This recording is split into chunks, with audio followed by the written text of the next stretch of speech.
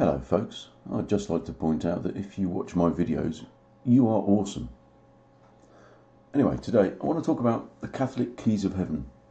In ecclesiastical heraldry, papal coats of arms, those of individual popes and those of the Holy See and Vatican City-State, include an image of crossed keys to represent the metaphorical keys of the office of Saint Peter, the keys of heaven or the keys of the kingdom of heaven, that, according to Roman Catholic teaching, Jesus promised to St. Peter, empowering him to take binding actions.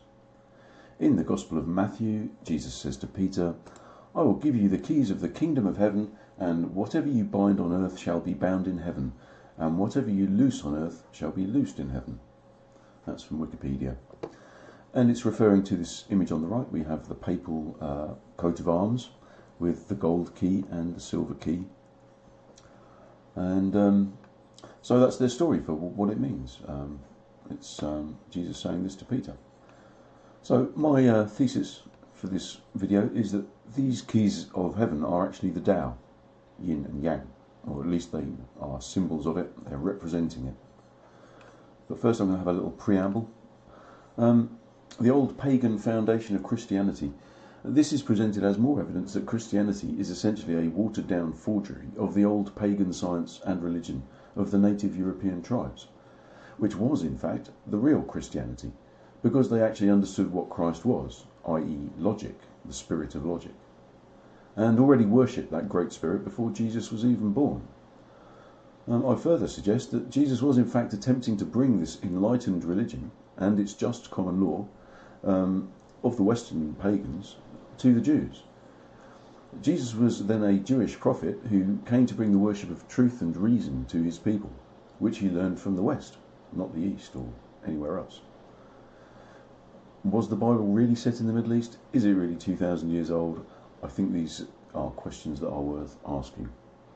Anyway, so I hypothesize that all the foundations of modern Christianity are in fact pagan foundations, the true meanings of which were deliberately lost and replaced with mysticism. Modern Christianity then being an obfuscation of the real original worship of Logos, the spirit of reason. The Church turned worship of a spirit, logic, into the worship of a man, Jesus. And this is idolatry. Jesus was not the logic archetype, he just symbolized it. Jesus wasn't God, he was a man who wanted to be like God, as we all should. Humans can never be God, but we can be with God. That's paradise. Paradise it comes from para dios, which means beside God. Jesus was a child of God, as all humans are children of God, even the bad ones. He was a man who overcame and became incorruptible like God by his own efforts. And that's the triumph and glory, it's because he did it by himself. And so he became immortal and escaped the wheel of incarnation. This is the great work of alchemy, the perfection of the soul and escape from the slavery of reincarnation. Anyway, the two keys. So the image above is the coat of arms of the Holy See, which is the corporate vehicle or government of the Catholic Church. And so I would ask a very simple question. Why are there two keys? Surely the key to heaven for Christians is Christ. So what is this? If you read the Wikipedia quote above, which I did for you, which gives the reasoning for this coat of arms, do you find it convincing? Does it convey any actual information? Well, I don't really have any idea what any of it means, including Jesus' statement about binding things. However, I think it's likely that that statement does mean something. I'll keep my mind open. It sounds very alchemical.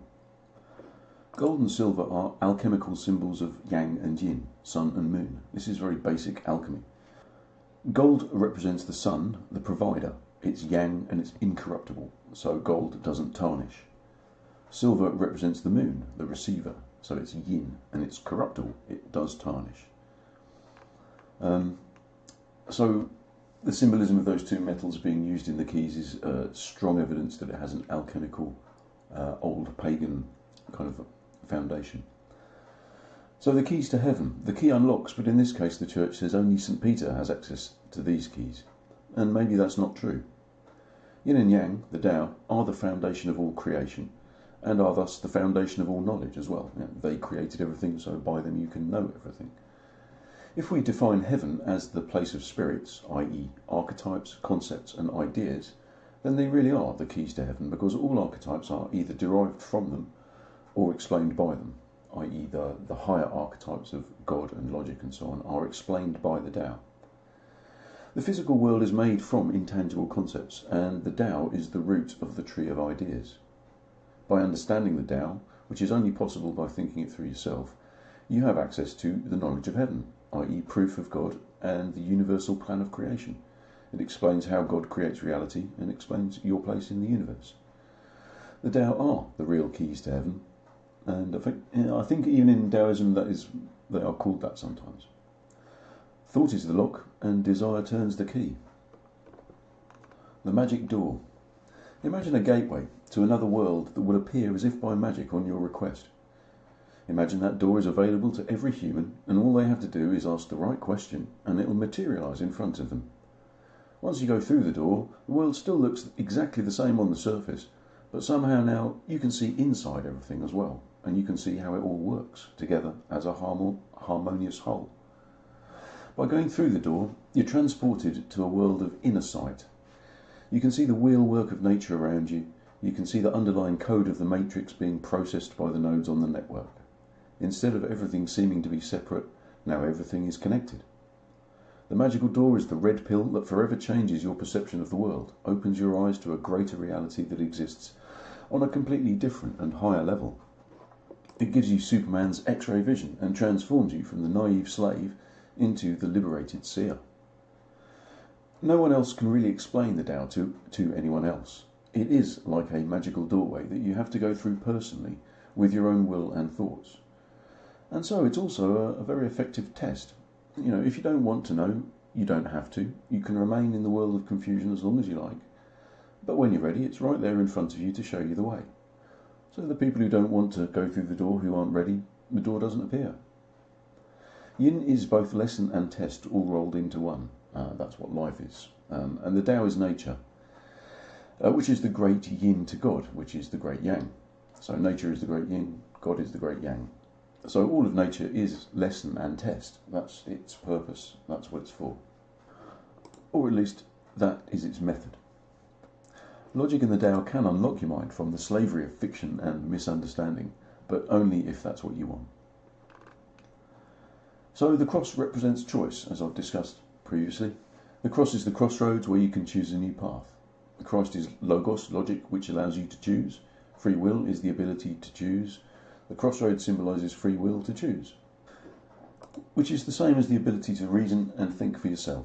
So that's why Christ and cross are linked. It's arguable that the upright cross represents choice, whereas the cross on its side, the X, represents denial of choice. XXX is censored, for example. If something is wrong, it gets an X, not a tick. So the papal seal above could signify the fact that the truth about the real keys of heaven are being denied or censored from the world by the Catholic Church. Yeah, but that's probably just a silly conspiracy theory. I'm sure that if the Catholic Church knew of the true scientific origins of its mystical dogmas, if they knew about the old pagan universal plan which explains everything and proves God, they'd tell everyone. Sure they would. So I don't know, that's it. Short little video. Which do you think is more likely? The cock and bull story about St. Peter, or the keys of heaven are actually the Tao? I'll leave it to you to decide. Thanks for watching. I'll catch you later.